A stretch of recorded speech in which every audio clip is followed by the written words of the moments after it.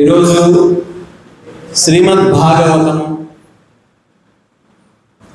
అవతరించినటువంటి రోజు భద్ర పూర్ణిమ. ఈ భాద్రపద మాసంలో వచ్చేటటువంటి శుద్ధ పూర్ణిమ ఏదైతే ఉందో ఇది శ్రీమద్ భాగవతము అవతరించినటువంటి ఒక సుదినము. మనందరికీ తెలుసు, నష్టప్రాయేషు అభద్రేషు నిత్యం భాగవత సేవయా, నిత్యం భాగవత సేవయా అంటే ఆలోచించు. ఇక్కడ కూర్చోమంటున్నాను, ఇలా తిరగలేను కదా. నిత్యం భాగవత సేవయా,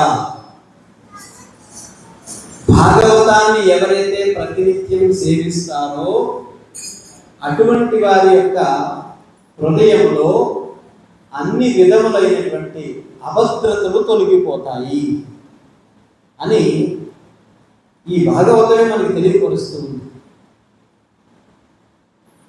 కృష్ణుడు భగవద్గీతలో తెలియపరుస్తూ ఉన్నారు, జన్మ కర్మ చమే దివ్యం ఏవం యోగేతి తత్వతః త్యక్వా దేహం పునర్జన్మ నైతి మామేతి సోర్జున. గీతలో శ్రీకృష్ణ భగవానుడు మనకి తెలియపరుస్తూ ఉన్నారు, ప్రతి యుగంలో కూడా ఆయన అవతరిస్తూ ఉంటారు. ఎందుకు అంటే భక్తులను రక్షించడం కొరకు, దుష్టులను శిక్షించడం కొరకు. మరి శ్రీకృష్ణ భగవానుడు ఈ జగత్తుని, ఆయన యొక్క అవతారాన్ని విరమణ చేసిన తర్వాత, అంటే ఆయన అవతార సమాప్తి చేసిన తర్వాత ఈ జగత్తంతా కూడా అంధకారంతో నిండిపోయింది. శూన్యాయుతం జగత్ సర్వం గోవింద విరహీనని కుంతి మహారాణి చెప్తుంది. ఎప్పుడైతే భగవంతుడు లేనటువంటి జగత్ ఏదైతే ఉందో అది శూన్యముతో సమానము, శూన్యము.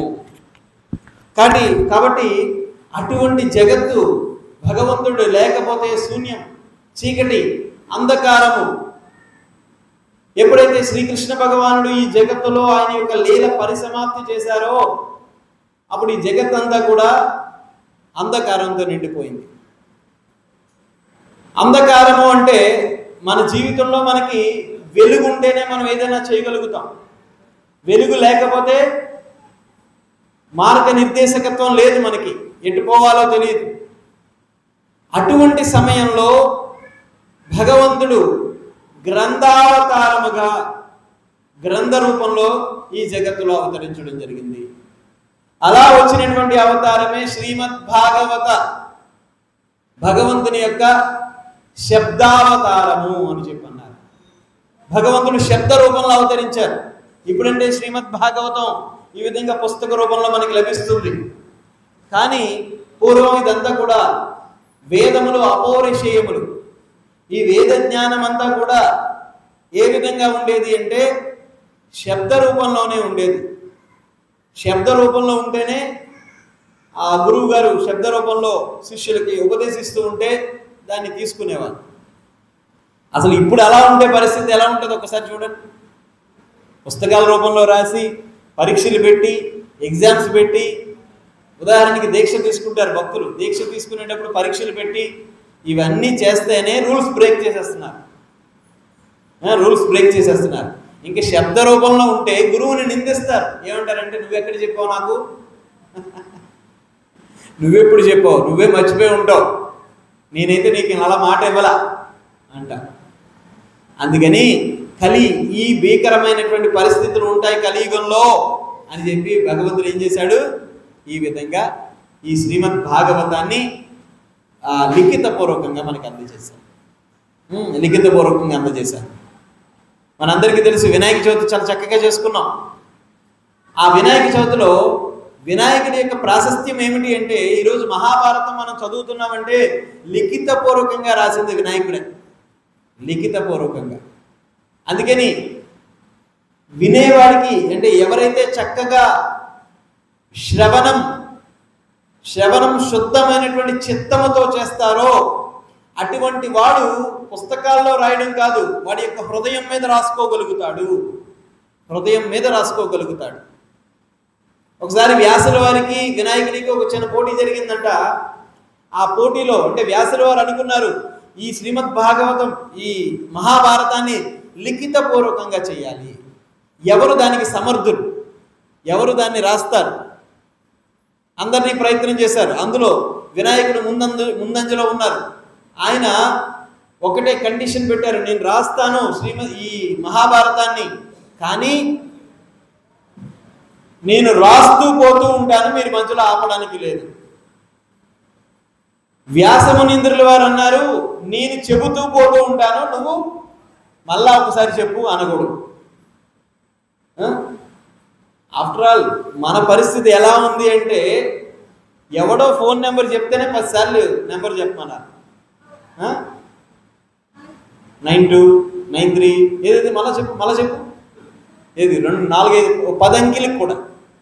ఎంత జ్ఞానాన్ని మనం ఎట్లా గుర్తుపెట్టుకోగలుగుతాం, ఎంత వేద సారాన్ని ఎట్లా గుర్తుపెట్టుకోగలుగుతాం. సో వినాయకుడిలో ఆ నిష్ఠ ఉంది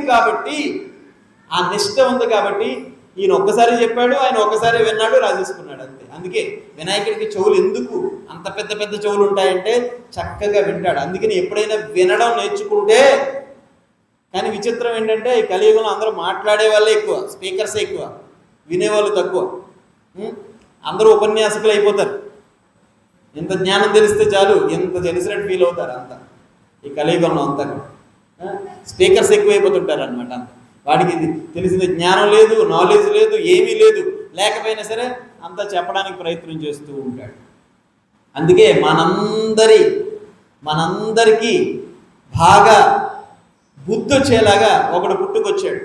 వాడు ఏం చేస్తాడంటే మన నోరు నొక్కేస్తాడు, కేవలం వినేటట్టుగానే చేస్తాడు. వాడు ఎవడో తెలుసా? ఎవరమ్మా? ఫోన్కి అన్నయ్య.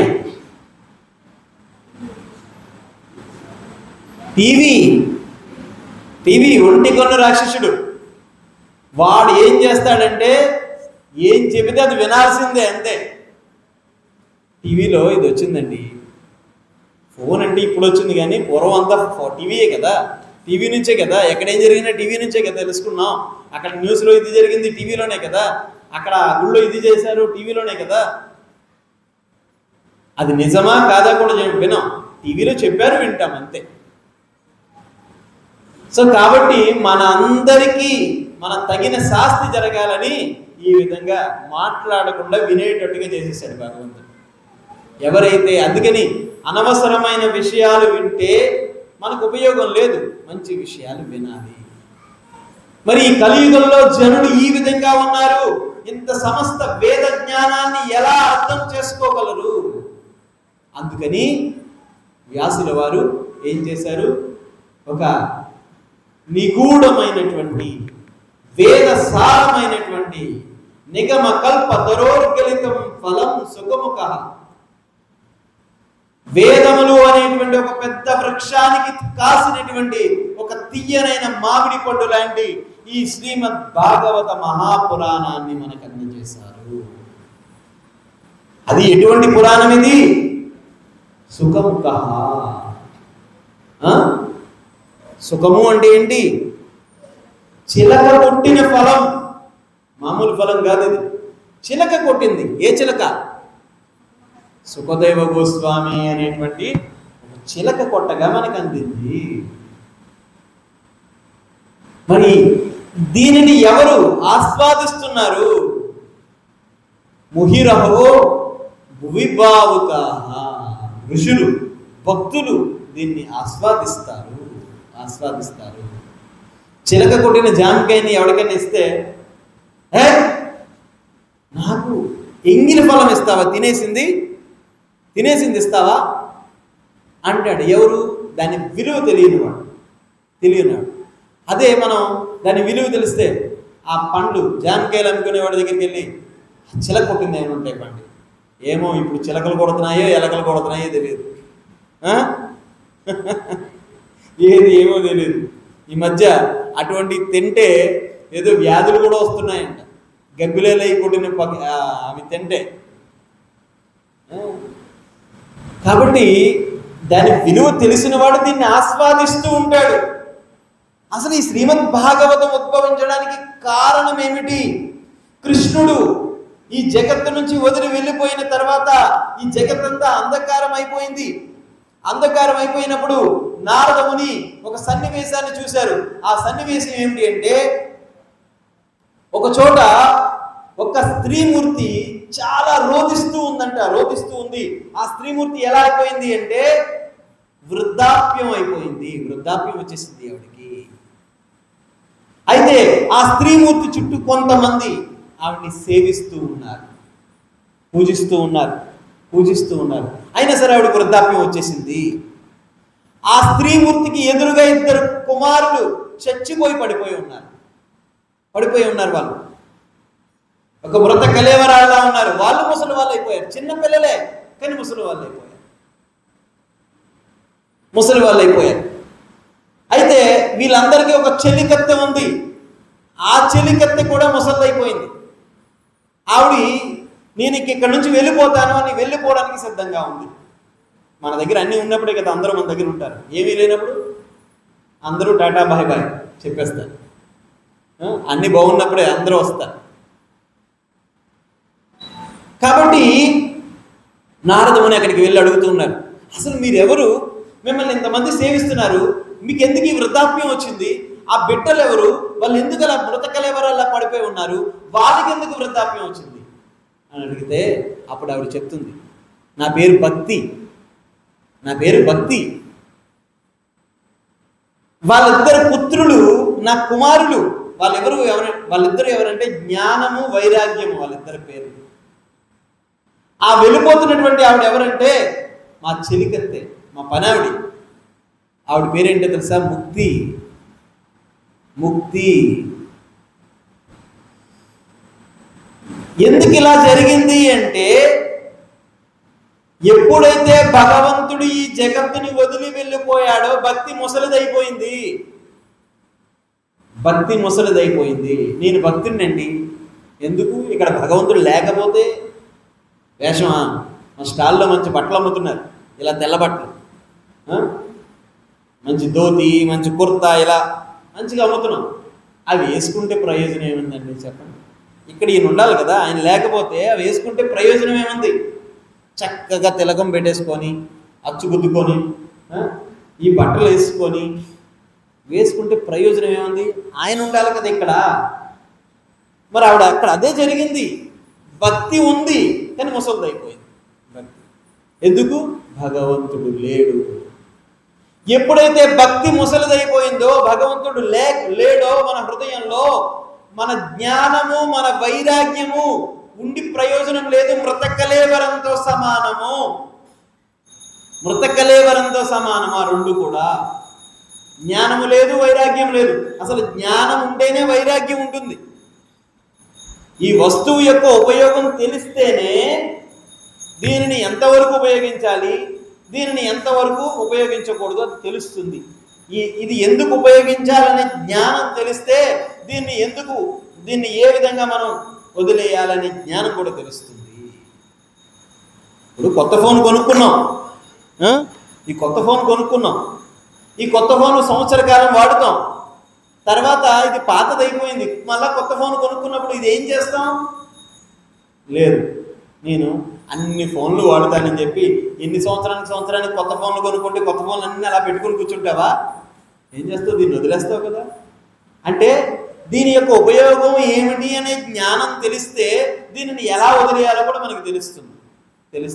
అసలు ఆ జ్ఞానమే లేకపోతే ఎట్లా వదిలేయగలుగుతాం? అందుకని వైరాగ్యం కావాలంటే ముందు జ్ఞానం ఉండాలి. అసలు వైరాగ్యము, జ్ఞానము రెండు ఉండాలంటే ముందు భక్తి ఉండాలి. ఆ రెండు లేకపోతే మీకు జ్ఞానము లేదు, వైరాగ్యము లేదు. ఎప్పుడైతే నీలో భక్తి లేదో, భక్తి ముసలిదైపోయిందో, ఎప్పుడైతే జ్ఞానము పోయిందో, ఎప్పుడైతే వైరాగ్యం పోయిందో, అప్పుడు ఏం చేస్తుంది? ముక్తి పారిపోయి వెళ్ళిపోతుంది నీ దగ్గరికి. కానీ ఎప్పుడైతే నీలో భక్తి ఉంటుందో, ముక్తిదేవి భక్తుడి యొక్క ఇంటి గుమ్మం ముందు చాచి నుంచుంటుందంట. అయ్యా నీకు ముక్తిస్తాను అనిపించుంటున్నాను. అందుకే భక్తుడు ముక్తి కోసం ప్రయత్నించాల్సిన పని లేదంట. ఎందుకు ఇవన్నీ చేస్తున్నారంటే మీరు అందరూ ఏం చెప్తారు? దేనికోసం? జపం ఎందుకు చేస్తున్నావు చెప్పండి అమ్మా. పెదాలు కదులుతున్నాయి, నోరు రావట్లేదు. ముక్తి కోసం. ఎవరన్నారు? ముక్తి కోసం చేస్తున్నాం. ఎందుకు నియమ నిబంధనలు పాటిస్తున్నాం? ఎందుకు ఏకాదశిని పాటిస్తున్నాం? ఎందుకు ఉత్సవాలు చేసుకుంటున్నాం? ముక్తి వస్తే ఉపయోగం ఏముంది? ముక్తి వస్తే ఉపయోగం ఏంటో తెలుసా? ముక్తి అక్కడికి వెళ్ళిన తర్వాత అమ్మయ్యా ఇంకా అయిపోయింది చాలులే అనుకుంటాం. అదే భక్తి అయితే కంటిన్యూ, అది జరుగుతూనే ఉంటుంది, ప్రాసెస్ జరుగుతూనే ఉంటుంది. రెస్ట్ దొరికింది అంటే దాని అర్థం ఇంకొకటి వచ్చి అటాక్ చేసేస్తుంటుంది. మాయ అటాక్ చేసేస్తుంది, మాయ మనల్ని ఆక్రమించేస్తుంది. అందుకని భక్తుడు ముక్తిని ఇష్టపడడంట. ఏం కావాలి అనుకుంటాడు అంటే భక్తుడు నిత్యం భగవంతుని యొక్క సేవ కావాలి అనుకుంటాడంట. అందుకే ఆచార్యులు ఏమంటారు? నిత్య లీలా ప్రవిష్ట అంటారు. ఆచార్యుల యొక్క లీలలు నిత్యం జరుగుతూనే ఉంటాయి. నిత్య లీల ప్రవిష్ట వాళ్ళు ఎప్పుడు కూడా. సో కాబట్టి ఆ నారదముని ఆ సన్నివేశాన్ని చూశారు. చూసిన తర్వాత అప్పుడు నారదముని చింతిస్తున్నారు. భక్తి ఈ విధంగా పడిపోతుంటే ఎలాగా అని చింతిస్తున్న సమయంలో నారదముని వ్యాసుల వారికి ఒక 4 శ్లోకాల భాగవతాన్ని ఉపదేశించారంట. ఆ భాగవతమే చతుశ్లోకి భాగవతం అన్న. ఆ తర్వాత ఆ శ్రీమద్ భాగవతాన్ని వ్యాసుల వారు గ్రంథస్థం చేశారు శుక మహర్షి ముఖతః. దానిని సూత గోస్వామి విన్నారు. మనందరికీ తెలుసు పరీక్షిత్ మహారాజు శాపగ్రస్తుడయ్యి శ్రీమద్ భాగవతాన్ని వింటూ ఉంటే ఆ వినడానికి వచ్చినటువంటి వాళ్ళందరిలో దేవతలు కూడా అక్కడికి వచ్చారంట. ఇంద్రాది దేవతలందరూ వచ్చి ఇంద్రుడు చెప్తున్నాడు, శుక మహర్షి ఆయన ఒక అమృత భాండాగారం, అమృత పాత్రని కొట్టుకొని వచ్చి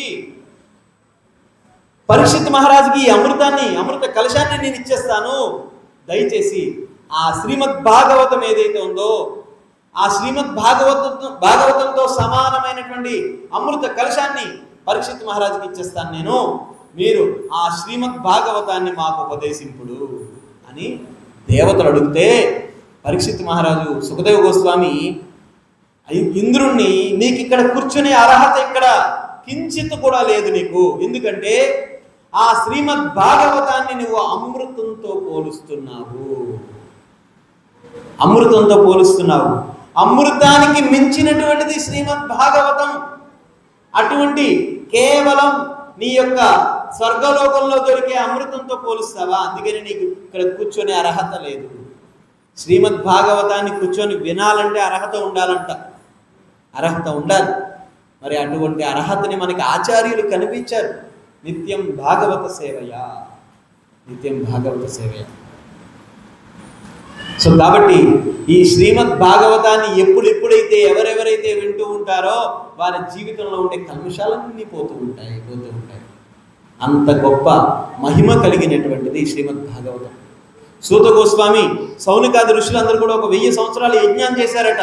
ఆ యజ్ఞం చేసిన తర్వాత సూత గోస్వామి అక్కడికి వచ్చిన తర్వాత సూత గోస్వామిని అడుగుతున్నారు. ఏమని అడుగుతున్నారంటే, యయాత్మ సుప్రసీదతి, అందరికీ ఈ సమస్త సృష్టిలో ఉండేటువంటి సకల చరాచర జీవరాశులందరికీ ఆనందాన్ని సంతృప్తిని ఇచ్చేటటువంటి మార్గాన్ని ఏదైనా ఉపదేశించండి, మాకు ఉపదేశించండి అంటే ఆయన ఏమని అడుగుతున్నారు? హృదయం నిండా సంతృప్తినిచ్చే స్థితి ఏ విధంగా పొందగలమో అన్న విషయాన్ని మాకు చెప్పుము.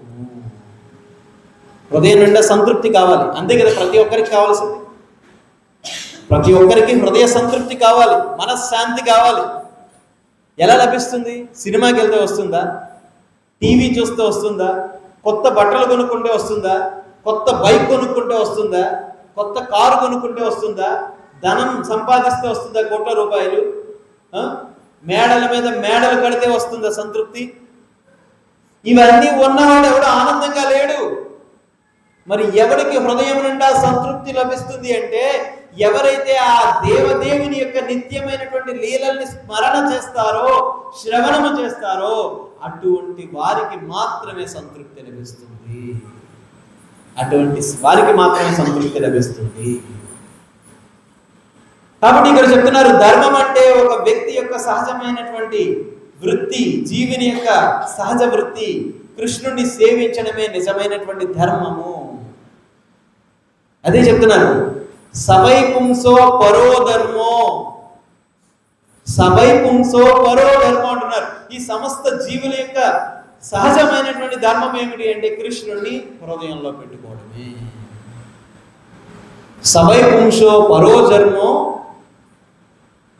అంటే ఈ సమస్త సృష్టికి, సవై అంటే సమస్త సృష్టికి ఆనందాన్ని ఇచ్చేటటువంటిది. యతో భక్తి అదోక్షజే, ఆ అదోక్షజుడి యొక్క భక్తి ఎవరైతే కలిగి ఉంటారో వాడు మాత్రమే ఆనందాన్ని పొందుతాడు. ఇక్కడ భాగవతం రెండు విషయాలు మనకు తెలియపరుస్తూ ఉంటుంది ఎప్పుడు కూడా. ఒకటి ప్రవృత్తి మార్గము, రెండు నివృత్తి మార్గం. కానీ మనమందరం ఏం చేస్తూ ఉంటాం అంటే అందరూ కూడా ప్రవృత్తి మార్గాన్ని తీసుకుంటూ ఉంటాం, అంటే అనుభవించడం. కానీ నివృత్తి మార్గం ఎవరైతే చేయరు. నివృత్తి అంటే మనం ఇది పొందుతూ ఉన్నాం, దీని మూలంగా ఇంత కర్మ పోగు చేసుకుంటున్నాం, దీన్ని ఎలా నివృత్తి చేసుకోవాలి. కేవలం నివృత్తి ఎలా లభిస్తుంది అంటే, ఈరోజు పరీక్షిత్ మహారాజుకి ప్రవృత్తి జరిగింది. అక్కడ ఆయన చేసినటువంటి పాపం మూలంగా ఆయనకి శాపం వచ్చింది. కానీ ఏం చేశాడు? వెంటనే నివృత్తి చేసుకోవడానికి ప్రయత్నం చేశాడు, నివృత్తి చేసుకోవడానికి. కానీ మనం ఇలా ప్రవృత్తి చేసుకోవడం, నివృత్తి చేసుకోవడం, ఇలా తప్పులు చేయడం, మళ్ళీ వాటిని నివృత్తి చేసుకోవడం ఉపయోగం లేదు. ఏం చేయాలి? వాటన్నిటినీ తీసుకోవడమే కాదు, బయటికి తొలగించుకోవాలి. మరలా ఆ చెడ్డ మార్గంలో ప్రయత్నించకుండా, మనం పరిగెట్టకుండా ప్రయత్నం చేయాలి. పూర్వం ఈ శ్రీమద్ భాగవతం అనేటువంటిది ఎక్కువగా అంటే ఎక్కడ జరిగింది? ఒకటి నారద ముని వారు వ్యాసుల వారికి తెలియపరిచారు చతుశ్లోకి భాగవత రూపంలో. ఇంకా రెండో సప్తాహం ఎక్కడ జరిగింది అంటే సుఖదేవ గోస్వామి పరీక్షిత్ మహారాజుకి చెప్పారు. ఇంకా మూడవది ఎక్కడ జరిగింది అంటే సూత గోస్వామి సౌనికాది ఋషులకు చెప్పారు. సౌనికాది ఋషులు ఈ శ్రీమద్ భాగవతాన్ని విన్న తర్వాత ఒకటే మాట చెప్తున్నారు, 1000 సంవత్సరాలుగా మేము ఈ యజ్ఞాన్ని చేస్తున్నాము, దీర్ఘ సత్ర యాగాన్ని చేస్తున్నారు వాళ్ళందరూ కూడా. వాళ్ళు ఏమంటున్నారంటే, ఈ యాగము ద్వారా మాకు ఆ యాగము ద్వారా వచ్చినటువంటి బూడిదంతా మా ముఖాలకి అలుముకుంది, కానీ దానివల్ల ప్రయోజనం లేదు, దానివల్ల ప్రయోజనం లేకుండా పోయింది. కానీ ఈ శ్రీమద్ భాగవతం అనేటువంటి శ్రవణ యజ్ఞాన్ని చేసావు చూసారా, ఆ యజ్ఞము మా జీవితాల్లో నిజమైన ఆనందాన్ని, నిజమైన వెలుగుని నింపింది అని సౌనికాది ఋషులు చెప్తున్నారు సుఖదేవ గోస్వామికి, పరీక్షిత్ సూత గోస్వామికి. మరి 4వ సప్తాహం ఎక్కడ జరిగింది? ఈ కలియుగ ఆరంభంలో ఈ 4వ సప్తాహం మరొక ఎక్కడ జరిగింది?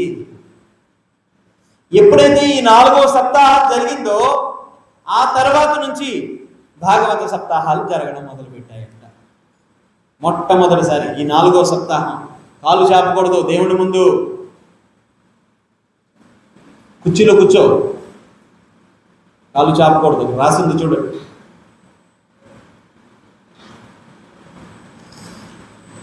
నాలుగో సప్తాహం ఎక్కడ జరిగింది అంటే తుంగభద్ర నదీ తీరంలో జరిగింది. తుంగభద్ర నదీ తీరంలో ఒక నిష్ఠ కలిగినటువంటి బ్రాహ్మణుడు ఉండేవాడు. ఆ బ్రాహ్మణుడు ఎంతో నిష్ఠతో భగవంతుని సేవిస్తూ ఉన్నాడు కానీ అతనికి పుత్ర సంతానం లేదు.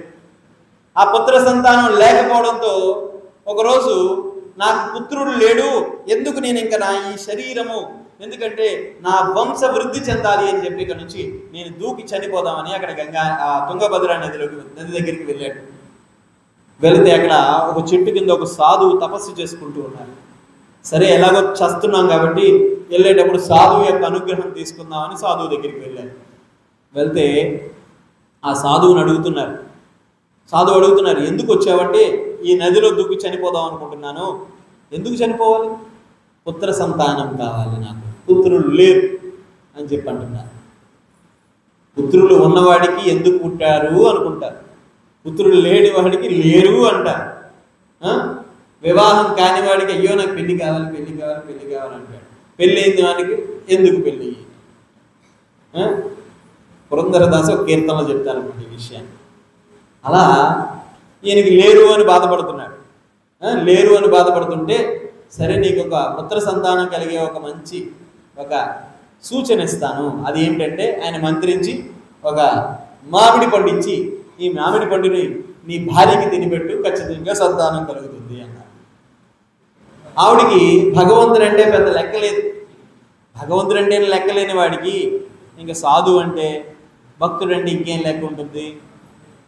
అందుకని ఆ మామిడికాయ తీసుకెళ్ళి ఆ భార్యకి ఇస్తే ఆవిడ ఏం చేసింది, ఆ మామిడికాయని దొడ్లో ఉండేటువంటి ఆవుకు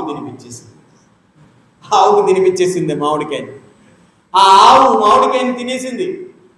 ఈ భర్త అనుకున్నాడు నిజంగా మామిడికాయ తిన్నదేమో, మరి ఖచ్చితంగా సంతానం కలుగుతుంది అని చెప్పి అనుకున్నాడు. ఏం చేశాడు, ఈవిడేమనుకుంది, నిజంగా కానీ ఈ మామిడికాయ తింటే సంతానమే కానీ కలిగిందంటే నాకు ఆ గర్భాన్ని మోసే ఓపిక నాకు లేదు, గర్భాన్ని మోసే ఓపిక లేదు. ఇప్పుడు చూస్తున్నాం అంత ఆడపిల్లలు ఎలాగే తయారయ్యారు అందరూ. అంటే ఈ పాశ్చాత్య సంస్కృతి ఎలాగే ఉంటుంది. వాళ్ళు సుఖాన్ని అనుభవించాలి కానీ గర్భాన్ని మోయలేరు. తర్వాత ఒకవేళ బిడ్డలు పడితే వాళ్ళకి కనీసం పాలు కూడా ఇవ్వలేని పరిస్థితి ఉన్నారు. ఇలాంటి పరిస్థితుల్లో ఉన్నారు అందరూ కూడా. ఎందుకంటే వారి యొక్క అందం తగ్గిపోతుందంట. స్త్రీకి నిజమైన అందం ఎప్పుడు? బిడ్డలు పుట్టినప్పుడే నిజమైన అందం, తల్లి అయినప్పుడే నిజమైన అందం. మరి ఇవన్నీ ఎవరు చేస్తారు, ఇవన్నీ చాలా కష్టం అని చెప్పి అనుకుంది. అప్పుడు ఏం చేసింది, కొంత ధనాన్ని వాళ్ళ చెల్లికి ఇచ్చి నేను బిడ్డలు గర్భంతో ఉన్నట్టుగా నటిస్తాను, నీకు ధనం కావాలి, నాకు బిడ్డ కావాలి, కాబట్టి ఆ దొడ్లో ఉండేటువంటి ఆవుకి తినిపిస్తే ఆవుకు ప్రెగ్నెన్సీ వచ్చేసింది, దానికి గర్భం వచ్చేసింది. అయితే ఖచ్చితంగా ఆవుకి బిడ్డ పుడుతుంది అని చెప్పి అనుకుంది. చెల్లితో మాట్లాడిన తర్వాత చెల్లి ధనం కావాలి, బిడ్డని నీకు ఇచ్చేస్తాను అనుకుంది. అలా ఈవిడ నటిస్తుంది. దొడ్లో ఆవుకి కడుపు పెరుగుతుంది, ఇక్కడ ఈవిడికి కడుపు పెరుగుతుంది, అక్కడ చెల్లికి కడుపు పెరుగుతుంది. అలా కొన్ని రోజులకి దొడ్లో ఆవుకి బిడ్డ పుట్టింది, మగ శిశువు పుట్టాడు. వాడు ఎలా ఉన్నాడు అంటే చెవులు ఆవులా ఉన్నాడు కానీ బిడ్డ, మానవ శిశువు కానీ ఆవులు మాత్రం చెవులు మాత్రం ఆవుల్లా ఉన్నాయి, ఆవు చెవుల్లా ఉన్నాయి. అప్పుడు జనాలందరూ తండోపదండాలుగా వస్తూ ఉన్నారు ఈ ఆవుకి పుట్టినటువంటి బిడ్డని చూడడానికి. చూస్తూ ఉంటే ఆ బ్రాహ్మణుడు చూసి వీడు చాలా విచిత్రంగా ఉంది, వీడికి పేరేం పెడదామంటే గోవు యొక్క చెవులు కలిగి ఉన్నాయి కాబట్టి గోకర్ణుడు అని పేరు పెడదామని చెప్పి అనుకున్నారు. గోకర్ణుడు. ఈవిడి పేరు ఏంటంటే దుందుబి, భార్య పేరు. మరి అదే సమయంలో ఆవు ప్రెగ్నెంట్ అయింది, ఆవుకు కూడా బిడ్డ పుట్టింది. అయితే నా భార్యకి కూడా త్వరలో రేపో మాపో బిడ్డ పుడతాడు అనుకున్నాడు. ఇంకా ఎన్నాళ్ళు దాయగలదు. ఈ లోపల అక్కడ చెల్లికి బిడ్డ పుట్టేశాడు. ఆ బిడ్డను తీసుకొచ్చి ఇదిగో నా బిడ్డ అని చెప్పేసింది. వాడికి పేరు పెట్టారు. ఏం పేరు పెట్టారంటే దుందుకారుడు అని పేరు పెట్టారు. దుందుకారుడు. దుందుబి యొక్క కుమారుడు దుందుకారుడు. మరి గోవు యొక్క కుమారుడు గోకర్ణుడు అయ్యాడు. కాలక్రమేణా ఈ దుందుకారుడు తండ్రి యొక్క విపరీతమైనటువంటి ప్రేమ అల్లారు ముద్దుగా పెంచి, తల్లి యొక్క ప్రేమ అల్లారు ముద్దుగా పెంచి వీడు ఎలా అయిపోయాడంటే దుర్మార్గుడైపోయాడు. అందరినీ బెదిరిస్తూ ఉన్నాడు. చిన్న పిల్లలు ఆడుకుంటూ ఉంటే వాళ్ళ చేతిలో అన్ని లాక్కుంటున్నాడు. అన్ని చిన్నపిల్లలు ఆడుకుంటూ ఉంటే వాళ్ళని కొడుతూ ఉన్నాడు. అలా వయసు పెరుగుతూ వస్తుంది. వాడి దుర్మార్గాలకి అంతు లేదు. అలా జరుగుతూనే ఉన్నాయి. ఆఖరికి ఏం చేస్తున్నాడంటే ధనం కోసం దారిని పోయే వాళ్ళని పొడుస్తూ ఉన్నాడు. హత్యలు చేస్తూ ఉన్నాడు, అక్రమ సంబంధాలు పెట్టుకుంటున్నాడు, స్త్రీలతో సంబంధాన్ని పెట్టుకుంటున్నాడు. ఇవన్నీ చూడలేక తల్లి చనిపోయింది. ఇటువంటి దుర్మార్గుడికి నేను జన్మనిచ్చాను. తల్లి చనిపోయింది. తండ్రి వదిలేసి వెళ్ళిపోయి తీర్థయాత్రలకు వెళ్ళిపోయి అక్కడ పడి చనిపోయాడు ఆయన గంగానదిలో. ఇంకా అలా కొన్ని రోజులకి అదే గృహంలో ఆ వేశ్యలతో గడుపుతూ ఉన్నాడు. ఆ వేశ్యలతో గడుపుతూ ఒకరోజు రాజుగారి భవంతిలో ఉండేటువంటి ధనాన్ని దొంగిలించి వచ్చి ఆ వేశ్యలందరికీ చుట్టూ కూర్చొని పంచుతూ ఉంటే ఆ వేశ్యలందరూ అనుకున్నారు, ఖచ్చితంగా ఏదో ఒక రోజు వీడు దొంగలించినటువంటి ధనం మనకి ఇస్తున్నాడు, ఈ ధనం మూలంగా మనకి ఏదో ఒక నష్టం జరుగుతుంది, ఎందుకంటే రాజుగారు శిక్షిస్తారు అని చెప్పి భయం వేసి ఈ వేశ్యలందరూ కలిసి వాడిని ఆ రాత్రి చంపేసి ఎక్కడైతే చంపారో అక్కడే పూడ్చిపెట్టేశారు. ఈ ధనాన్ని తీసుకొని వేశ్యలందరూ పారిపోయారు. అలా కొన్ని రోజులు గడిచింది. గోకర్ణుడు మాత్రం భక్తుడు, శుద్ధ భక్తుడై ఉన్నాడు. గోవు యొక్క శరీరం అందుకుంటాడు కాబట్టి శుద్ధ భక్తుడిలా ఉన్నాడు. తీర్థయాత్రలు చేసుకుంటూ వచ్చాడు. వచ్చిన తర్వాత ఒక చోట కూర్చున్నాడు, పాడుపడిపోయిన ఇంటి దగ్గర కూర్చొని అక్కడ అలా కూర్చొని భగవన్నామాన్ని చేసుకుంటూ ఉంటే అక్కడ ఆ ఇంటి దగ్గర నుంచి ఏడుపులు రోదనలు వినిపిస్తూ ఉన్నాయి. ఏంటి ఇక్కడ ఏడుపులు రోదనలు వినిపిస్తున్నాయని చెప్పి ఆలోచిస్తూ ఉంటే తన కూర్చున్న ఇల్లు, తను ఎక్కడైతే జన్మించాడో గోకర్ణుడు అదే ఇల్లు, ఆ ఇల్లే. అసలు లోపల ఏం జరుగుతుందని చెప్పి లోపలికి వెళ్ళి చూస్తే లోపల భూమి లోపల నుంచి ఏడుపులు రోదనలు వినిపిస్తున్నాయి. అప్పుడు ఈ గోకర్ణుడు తన యొక్క దివ్య దృష్టితో చూసి ఆలోచిస్తే ఆ లోపల రోదన నుంచి, సోదరా, నేను నీ సోదరుణ్ణి, నేను దుందుకారుణ్ణి, నేను చేసిన తప్పులు పాపములు లేవు, యమదూతలు కూడా నా పాపాలని లెక్కించలేరు, అన్ని పాపాలు చేశాను, ఈరోజు పిశాచ రూపాన్ని ధరించి ఇక్కడ బాధలు అనుభవిస్తూ ఉన్నాను. నా తల్లికి అన్యాయం చేశాను, తండ్రికి అన్యాయం చేశాను, నాతో తిరిగినటువంటి వాళ్ళందరికీ అన్యాయం చేశాను, అందరినీ ఎంతమందిని నేను నరక యాతనలకు గురి చేశాను, ఈరోజు పిశాచ రూపాన్ని నేను ధరించాను. అందుకే శాస్త్రం చెప్తుంది, మను సంహిత చెప్తుంది, గరుడ పురాణం చెప్తుంది, ఎవరైతే తల్లిదండ్రులని హింసిస్తారో వాళ్ళు పిశాచాలుగా మారుతారు అని శాస్త్రం చెప్తుంది. ఎందుకంటే ఈ జగత్తుకి రావడానికి కారణం వాళ్ళ శరీరాన్ని ఇవ్వకపోతే మనం ఎలా బతకాలి చెప్పండి. పిశాచ రూపాన్ని ధరించిన తర్వాత, సోదరా, నేను చేసిన తప్పులన్నిటికీ నన్ను క్షమించు, దయచేసి నన్ను ఈ పిశాచ రూపం నుంచి విముక్తిని కలిగించు అని అంటే అప్పుడు ఏం చేయాలో ఆలోచించి ఏం చేశాడు, ఒక శ్రీమద్ భాగవత సప్తాహాన్ని పెట్టాడు. ఆ సప్తాహాన్ని పెట్టి ఏం చేశారంటే, మరి సప్తాహం పెట్టినప్పుడు అందరికీ కూర్చోవడానికి మంచి ఆసనాలు అవన్నీ ఇవ్వాలి కదా, అందరికీ ఆసనాన్ని వేశాడు. అసలు సప్తాహం పెట్టిందే సోదరుడి కోసం కదా, వాడికి ఒక ఆసనం వేయాలి కదా. మరి ఈ భూత ప్రేత పిశాచాలకి ఆసనం ఏంటో తెలుసండి, వెదురు బొంగు.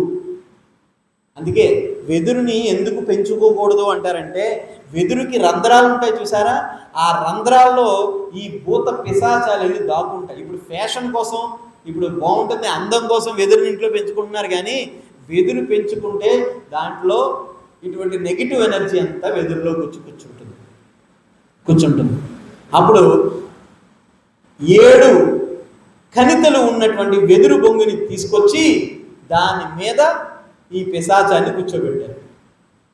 శ్రీమద్ భాగవతం ఒక ఉన్నతమైనటువంటి ఆచార్యుని తీసుకొచ్చి ఆ శ్రీమద్ భాగవత ఉపన్యాసాన్ని చెప్పిస్తుంటే మొదటి స్కందము పూర్తయింది.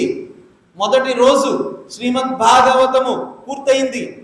మొదటి రోజు ఎప్పుడైతే భాగవతం పూర్తయిందో ఒక కణిత అని పేలిపోయి వాడు అలా కిందకు వచ్చాడు. రెండవ రోజు శ్రీమద్ భాగవత సప్తాహం పూర్తయింది.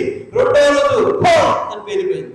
అలా 3, 4, 5, 6, 7వ రోజు పూర్తయ్యే సమయానికి ఇతనికి, ఈ దుందుకారుడికి ఒక దివ్య పురుషుని రూపం వచ్చి స్వయంగా విష్ణుదూతలు వచ్చి ఆయన్ని వైకుంఠ లోకానికి తీసుకెళ్లారంట. శ్రీమద్ భాగవతంలో అంతటి మహత్తుంది, అంతటి మహత్తుంది. మరి అక్కడ అంతమంది ఉన్నారు కదండి, వాళ్ళందరినీ తీసుకెళ్లారా వైకుంఠ లోకవాసులు? శ్రీమద్ భాగవతాన్ని వింటూ ఉంటే, సుఖమహర్షి చెబుతూ ఉంటే, పరీక్షిత్ మహారాజు ఒక్కడే ఎందుకు మోక్షాన్ని పొందాడు? వీళ్ళందరూ పోవాలి కదా. ఎవరికైతే ఆతురత ఉంటుందో, ఎవరికైతే నేను పొందాలి అనేటువంటి ప్రేరణ ఉంటుందో, అటువంటి వాడు మాత్రమే మోక్షాన్ని పొందుతారు. కూర్చున్న అందరూ వినేసి పోవడానికి లేదు హోల్సేల్గా. సో ఎవరికైతే ప్రేరణ ఉంటుందో, ఆతురత ఉంటుందో, నేను పొందాలి అనేటువంటి, స్కూల్లో ఇంతమంది విద్యార్థులు ఉంటారు, క్లాస్లో అందరికీ ఫస్ట్ క్లాస్ వచ్చేస్తే మాతాజీ వాళ్ళు చక్కగా 1 1 1 2 2 2 అంటారు కదా, అంటారు కదా. అందరికీ ఫస్ట్ క్లాస్ వచ్చేస్తే మా క్లాస్లో అందరికీ ఫస్ట్ వచ్చేసింది అంటారు కదా. కానీ ఎవడైతే చక్కగా దృష్టి పెట్టి వింటాడో వాడికి మాత్రమే ఆ ర్యాంక్ వస్తుంది. అడు ఫస్ట్ బెంచ్ అవనండి, లాస్ట్ బెంచ్ అవనండి, ఎక్కడైనా సరే. చెప్పే ఉపాధ్యాయుల్లో తేడా లేదు, వినే మనలోనే తేడా ఉంది. శ్రీమద్ భాగవతము దాంట్లో ఏం తేడా లేదు, ఎటువంటి దాంట్లో లోపము లేదు. అందుకని శ్రీమద్ భాగవతానికి మరొక పేరు ఏంటంటే అమల పురాణము. కించిత్ మలము లేదు, మాలిన్యము లేదు భాగవతంలో. అందుకని గ్రంథరాజము అన్నారు శ్రీమద్ భాగవతాన్ని. సో కాబట్టి నిత్యం భాగవతాన్ని సేవించండి. ఎవరికైనా భాగవతం లేకపోతే ఇక్కడ చెప్పండి, మేము భాగవతాన్ని తెప్పిస్తాము, కొనుక్కోండి. మీరు మొత్తం భాగవతాన్ని కొనుక్కోలేకపోయినా కనీసం అది చూడండి, భాగవత కథలు అనే చిన్న పుస్తకం ఉంది. మొత్తం భాగవతం అంతా ఒక కథా రూపంలో. ఎంతమంది దగ్గర ఉంది ఈ పుస్తకం? భాగవత కథలు అనే పుస్తకం చాలా మంది లేదు, కొనుక్కోండి. తలో పుస్తకం కొనుక్కోండి. ఇవాళ కేవలం 400 రూపాయలు అంతే, కొనుక్కోండి. శ్రీమద్ భాగవతాన్ని ఎవరైతే ఈరోజు తీసుకుంటారో, శ్రీమద్ భాగవతాన్ని ఎవరైతే ఇవాళ దానం చేస్తారో, అటువంటి వారికి లక్షల కొలది గోవులు దానం చేసిన ఫలితం వస్తుందంట. ఇవాళ ఒక్కరోజు శ్రీమద్ భాగవతాన్ని దానం చేస్తే, మొత్తం భాగవతాన్ని దానం చేయలేకపోయినా కనీసం ఆ భాగవత కథలు అనే పుస్తకాన్ని దానం చేయండి. మొత్తం భాగవతం అంతా దాంట్లో ఉంది. హరే కృష్ణ. వినంద్రా శ్రీమద్ భాగవత మహాపురాణికి, జగద్గురు శ్రీల ప్రభుపాదికి, సమస్త గౌర భక్త బృందుకి నితాయ్ గౌర ప్రేమానందే.